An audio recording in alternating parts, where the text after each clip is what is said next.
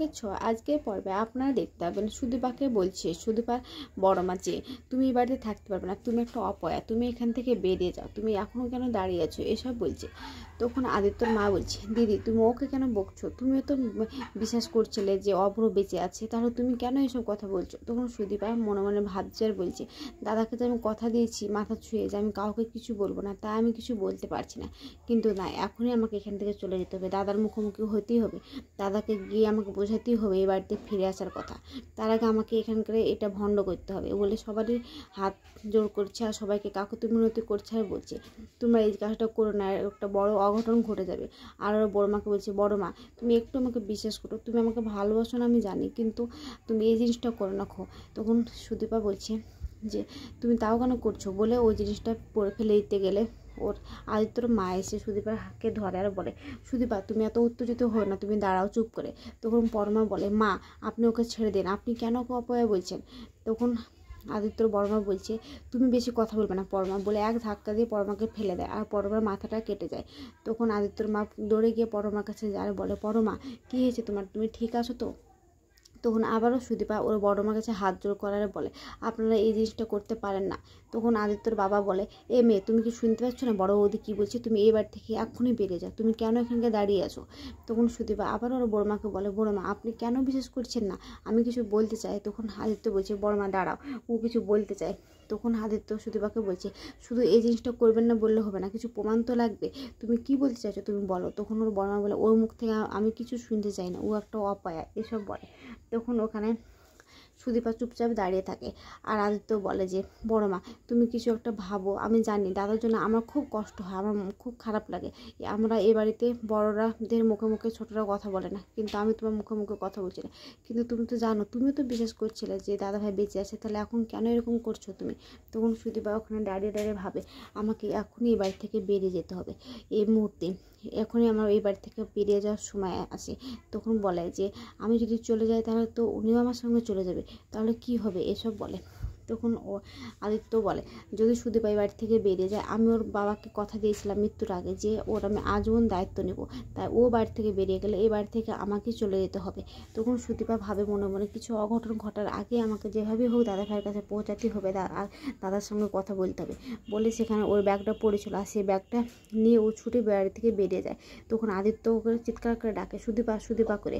তখন আদিত্য বলে, আমাকেও এই বাড়ি থেকে চলে যেতে হবে। তখন আদিত্যর মা বলে, তুই গিয়ে সুদীপাকে তাড়াতাড়ি ঘুরে নিয়ে এসব বলে। অন্যদিকে দেখা যায় যে সুদীপা রাস্তায় গিয়ে গাড়ির জন্য অপেক্ষা করছে। ঠিক তখন ওর পিসুমণি বলছে, তুমি কেন বললে না দিদিমণি যে দাদা এখন বেঁচে আছে, এসব কথা তোমরা নাম যে দাদাকে কথা দিয়েছি আমি কিছু বলতে পারবো না।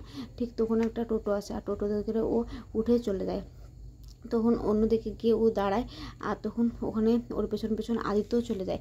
আর আদিত্য যে গাড়ি থেকে নামে অমনি একটা ছেলে ফোন করে আর ও দাদা ভাইয়ের কথা বলে। তখন বলে, কোন হসপিটালে আছে। তখন আদিত্য বলে, এটাই তো সেই হসপিটাল। তখন অভ্র হসপিটালে শুয়ে ভাবে সে পরমার কথা, যে পরমা বলছিল যে আমি তো তোমার হাত ধরে বাড়িতে আসতে চেয়েছিলাম, আর তো এসব কথা ভাবছে আর শুয়ে আছে। ঠিক তখনই সুদীপা ওই ঘরে আসে আর ডাকে, দাদা দাই বলে। তখন ও বলে, বোন তুই কান্না করছিস কেন। তখন ওর পিসি বলে, ওকে ওর শ্বশুরবাড়ির লোক বাড়ি থেকে বের করে দিয়েছে। তখন সুদীপা বলে, দাদা তোমাকে বাড়ি ফিরে যেতেই হবে। আমি তাই বলছে। তখন বলছে, কেন আমাকে বাড়ি ফিরে যেতে হবে, তুই আমার কথাটা কেন মানছিস না। তখন বলে, না তোমার স্ত্রী পরমা যে ভালো নেই, তোমার মাও যে ভালো নেই, সবাই যে বিধবা পোশাক পরেছে, তুমি কেন বুঝতে পারছো না। তখন ওর পিসি বলে, আর ওকে বাড়ি থেকে বের করে দিয়েছে, ওকে সবাই অপয়া বলে বাড়ি থেকে বের করে দিয়েছে, অলক্ষ্মী বলে। তখন বারবার অভ্র জিজ্ঞেস করছে, আমার বাড়ি ফেরার সাথে তোর বাড়িতে কেন তোকে বাড়ি থেকে বের করেছে, আমাকে এই কথাটা বল, তুই কে, এসব বলে। ঠিক তখনই আদিত্য সেখানে আসে আর বলে, কারণ ও চ্যাটার্জি বাড়ির বউ সুদীপা। তখন বলে, কি তো, হ্যাঁ আমার বিবাহিত স্ত্রী, আমি বিয়ে করেছি সুদীপাকে, আমারও বউ, এসব বলে। তখন অভ্র বলে, কি বলছিস, তো হ্যাঁ আমি ওকে বিয়ে করেছি। তখন আদিত্য অভ্রকে বলছে, দাদা ভাই তুই কেন এখান থেকে চলে গেছিলি, কেন আমাকে কিছু না বলে এখান থেকে বেরিয়ে গেলি। তখন অভ্র মনে মনে বলে যে, আমি তো শুধুমাত্র তোর কারণেই চলে গেছিলাম, তুই ভালো থাকিস পরমাকে নিয়ে, সেই কারণে আমি চলে গেছিলাম। তখন আদিত্য বলে যে, না দাদা ভাই তোকে বাড়ি ফিরে যেতেই হবে, ওখানে সবাই কান্নাকাটি করছে, বড় মা ভালো নয়, সুদীপা ঠিকই বলেছে। তখন অপূর্ব বলে, তুই জানিস আমার এই বোন আমাকে বাঁচিয়েছে, এমনকি রক্ত দিয়ে আমাকে বাঁচিয়েছে, এসব বলে। তখন আদিত্য গিয়ে অপূর্বকে জড়িয়ে ধরে আর কান্না করতে থাকে আর বলে, তোকে এক্ষুনি এই বাড়িতে বেরিয়ে যেতে হবে। তখন সুদীপা বলে হ্যাঁ তোমাকে এখান থেকে যেতেই হবে, আমাকে মেনে নেক বা না নেক, আমার ওই বাড়িতে ঢোকা হোক বা না হোক তোমাকে যেতেই হবে, ও বাড়িতে সবাই যে ভালো নেই তোমাকে ছাড়া। তখন অভ্র বলে আচ্ছা ঠিক আছে, তুই যখন অতবার করে বলছিস শুধুমাত্র তোর কারণে আমি ওই বাড়িতে যাবো, কিন্তু আমার একটা শর্ত আছে। তখন সুদীপা বলে কী শর্ত? তো ওই বাড়িতে আমি ফিরে গেলে তোকেও আমার সঙ্গে ফিরে যেতে হবে, কারণ ওই বাড়িতে তোকে ছাড়া এক মুহূর্ত ওই বাড়িতে ঢুকবো না, আর আগে আগে তুই যাবি, তার পেছনে পেছনে আমি যাবো, আমি তোর হাত ধরে ওই বাড়িতে ঢুকতে যাই। তখন বলে আচ্ছা ঠিক আছে তাই হবে। আর সুদীপা মনে মনে ওখানে দাঁড়িয়ে বলে আমি তো জানি সব কিছু, আদিত্যর সঙ্গে আর পরমার সাথে কী সম্পর্ক আছে কি না, কিন্তু যাই থাক না কেন আর আমার যাই হোক না কেন ওই বাড়িতে আমি থাকি বা না থাকি, দাদার আর পরমার সম্পর্কটা আমাকে ঠিক করতে হবে, আমি সব কিছু ঠিকঠাক করে আমি ওই বাড়ি থেকে আসবো, তার আগে আমি কখনো আসবো না। তখন সুদীপা বলে আচ্ছা ঠিক আছে দাদা, আমি তাই যাব, আমি তোমার জন্য তাই করব, এসব বলে। অন্যদিকে দেখা যায় যে পরমা সোফাতে মাথা দিয়ে শুয়ে আছে, আর ওর মা আর ওর বাবা বলছে পরমা তোর ভালো লাগছে না এখানে, চল না একটু ভিতরে গিয়ে বিশ্রাম নিবি, এসব বলে। তখনই সুদীপা বাড়িতে ঢুকে, আর আদিত্যর বাবা বলে এই মেয়ে তুমি আবার এখানে এসেছো? তখন আদিত্যর বড় মা গিয়ে বলে এই অপয়া মেয়ে তুমি আবার এখানে এসেছো, তুমি যে চলে গেলে আবার এখানে আসলে, তুমি বিশাল লোভী না, লোভ সামলাতে পারছো না, না এত বড় বাড়ি ঘর এসব কিছু দেখে। তখন সুদীপা বলে আমি লোভী না। তখন আদিত্যর মা বলে যে তুমি কেন, ও তো আবার ফিরে আসলো দিদিভাই, একটু ওর কথাটা শুনো না, ও কিছু একটা বলতে এসছি কিনা। তখন ওর বড় মা বলে না, ওর কোনো কথা শুনবো না, ও অপয়া, আমি জানি, ওর জন্যই আমার ছেলে আজকে এই বাড়িতে নাইকো, আর ও কিছু না কিছু একটা করবে, এসব বলে ওকে ঠেলা মেলে ফেলে দিলে আদিত্য সেখানে আসে আর ওকে ধরে নেয়। তখন ওর বড় মাকে, বড় মা ও অপয়া না, বারবার তুমি অপয়া বলবে না, ও হচ্ছে এই বাড়ির লক্ষ্মী, আমি বলছি। তখন বলে কি তুমি এ কথা বলছো, ও এ বাড়ির লক্ষ্মী? তখন বলে হ্যাঁ। কেন তুমি এ কথা বলছো? কারণ ওর জন্য আজ দাদাভাই বেঁচে আছে, ওই দাদাভাইকে বাঁচিয়ে তুলেছে। তখন আদিত্যর মা বলে দিদি তুমি শুনছো কি বললো? তখন ওর বড় মা বলে আদিত্য তুমি কি বলছো? তো হ্যাঁ। ঠিক তখনও অভ্র দরজার সামনে দিয়ে বাড়ির দিকে ঢুকতে থাকে, আর সবাই অবাক হয়ে দাঁড়িয়ে দেখে। তখন অভ্র ভিতরে আসে, আর অভ্রর মা তখন ভাবে যে আমার অভ্র সত্যিই বেঁচে আছে না স্বপ্ন দেখছে, আর পরমা চুপচাপ দাঁড়িয়ে দেখতে থাকে।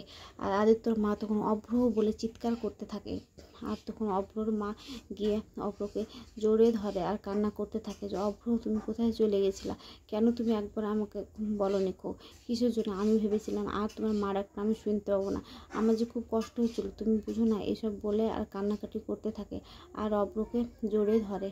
তখন অভ্রর মা হা হা করে কান্না করতে থাকে আর মুখে হাত বোলাতে থাকে। তখন বলে যে ঠিক আছে মা, আর কান্না করতে হবে না, আমি তো চলে এসেছি। তখন আদিত্য বলে হ্যাঁ দাদাভাইকে জানো বড় মা, দাদাভাইকে এই সুদীপায় ফিরে এনেছে, এমনকি ও রক্ত দিয়ে ওকে বাঁচিয়ে এনেছে, ও অপয়া না, ও লক্ষ্মী এই বাড়ি, এসব কথা বলে। তখন বলে ঠিক আছে। তখন ওখান থেকে অভ্র পরমার দিকে তাকিয়ে থাকে আর পরমা দেখে, আর এদিকেও আদিত্য পুরোহিত মশাইয়ের কাছে আসে আর বলে পুরোহিত মশাই আপনি যান, আপনাকে থ্যাংক ইউ, আপনি এখান থেকে চলে যান, সাধ্য হবে না বলে পুরোহিত মশাইকে তাড়িয়ে দেয়। আর ছবিটা নিয়ে এসেও অবিকে দেয়, বলে ছবিটা ওদিকে নিয়ে গিয়ে রাখ। তখন সুদীপা আসে পরমার কাছে আর বলে পরমা তুমি বিধবা না, তুমি সিঁদুর মাথায় দিতে পারো, এসব কথা বলতে থাকে। আর আদিত্যর মা তখন অভ্রর মা অভ্রকে টানে এক চড় মারে আর ওকে জড়িয়ে ধরে বুকের কাছে। তখন বলে কেন তুমি এরকম করলে? তখন অভ্র এক পা করে এগোলে তখন পরমা হবে যে অভ্র পরমার দিকে আসছে। তখন পরমা বলছে আমি কি বলবো এখন? তখন অভিকে গিয়ে জড়িয়ে ধরা বলে এই কান্না করছিস কেন? তখন বলে আমার বুকে একটু ব্যথা, তো একটু দূরে দূরে কথা বল। তখন ও ছোটো বোনের কাছে যায় আর বলে কান্না করিস না, তো এসব কথা বলে। তখন সুদীপা ওখান থেকে চলে গেলে আদিত্য মনে মনে বলে সুদীপা কোথায় গেল, এখান থেকে কেন চলে গেল? তখন দেখা যায় সুদীপা একটা সিঁদুরের কোটো নিয়েছে আর হাতে দেয় আর অভ্রকে বলে যে তুমি যাও পরমার মাথায় সিঁদুরটা দাও। তখন আদিত্যর বাবা বলে এ মেয়ে তুমি এসব করছো কেন? এ বাড়িতে বড়ো বৌদি শেষ কথা বলবে, বড় বৌদির ওপরে তুমি কেন এসব কথা বলছো?